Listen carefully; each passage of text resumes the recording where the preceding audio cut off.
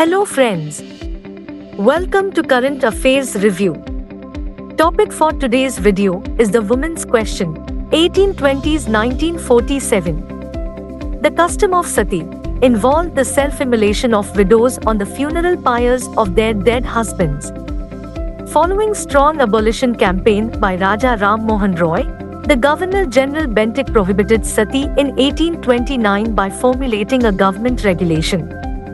Hind Widow Remarriage Act was passed in 1856, following the campaign of Ishwarchandra Vidyasagar. Despite the government regulation against sati, it persisted in the ideas and myths by means of epics, ballads and folktales. The widows were deprived from their rights to their deceased husband's property. Scholars have pointed out, women were neither subjects nor objects of such debates, rather the ground for them, and they were themselves marginal to the debate. Female education was primarily taken up by three groups: the colonial masters, the Indian reformers, and the educated Indian women. Women from middle-class background came to receive either formal or informal education. The colonial government promoted the project for the purpose of the Indian civil servants to be married to educated wives, thereby ensuring their psychological well-being. Hence, emancipation of women was hardly any concern. In fact, further it confined them to their domestic roles as ideal wives and mothers. The nucleus of the nationalist discourse on women was the concept of the motherhood, whereby the entire country came to be imagined as mother. Its inception can be traced to the famous song Bande Mataram, written in 1875 by Bankim Chandra Chatterjee. The nationalist image of the mother goddess was a blend of affectionate motherhood and Shakti, or primal power, represented goddess Durga and Kali. The concept of Bharat Mata hardly proved to be emancipating, and it raised women on pedestal, thereby creating a myth about their strength. Women were reduced and restricted to their reproductive roles, that in turn aided the process of depriving the women of actual material opportunities. Women participated in various movements like Swadeshi movement in Bengal. It failed in developing feminist consciousness, as it was ensured that women stayed within the accepted boundaries of gender ideology.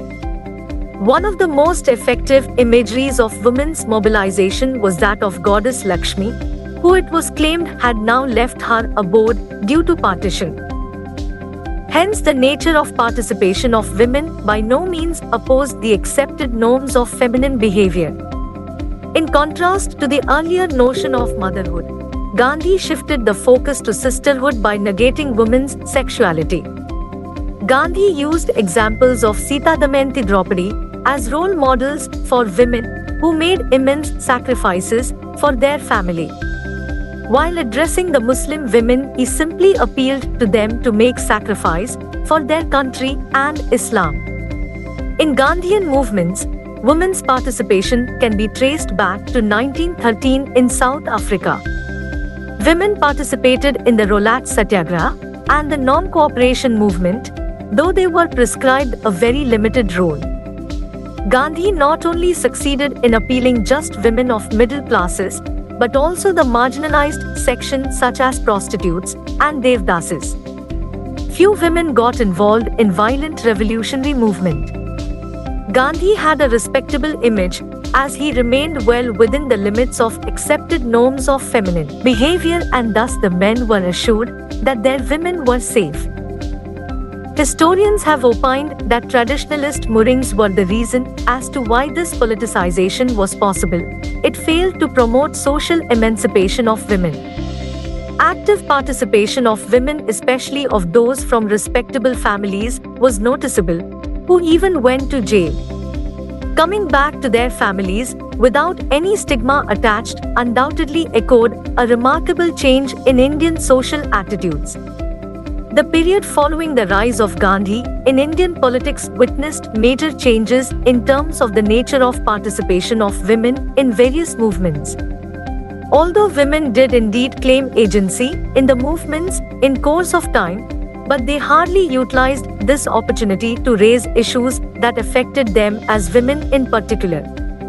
Issues that concerned the rights of women ultimately came to be subordinated to the interests and honor of the community and the nation. There were some exceptions, undoubtedly, who clearly dreamt of freedom in a way that contradicted the ideas of the leading male nationalist leaders. Download material for this issue from our website. Please like and share this video. Please subscribe our channel and hit the bell icon to stay updated. Thank you.